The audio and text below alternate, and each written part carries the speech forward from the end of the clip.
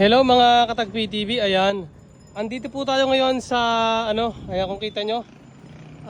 Dito po tayo ngayon sa San Nicolas, Batangas.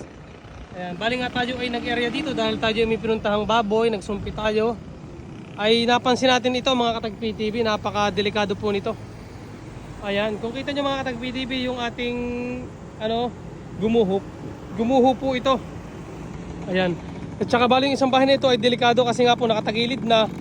May posibilidad ho na na bumagsak.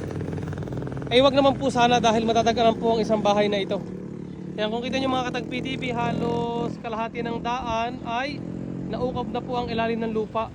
Ayan, sana naman po ay wag nang gumuho dahil delikado ho ang bahay na ito, sadyang mababagsakan.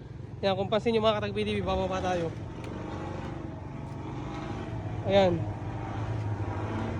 Kung pansin nyo mga Katagpi TV ay nakatagilid na. Ayan na po.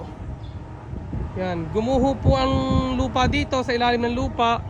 And then nakatigilid na po yung ating mga bakal na malalaki.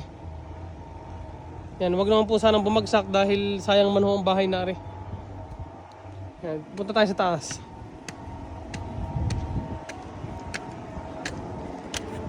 Yan, napakalaki po ng uka ng ilalim ng lupa. So yun lang mga Katagpi TV, in-update ko lang kayo dito sa San Nicolas, Batangas. Ayan. Oh.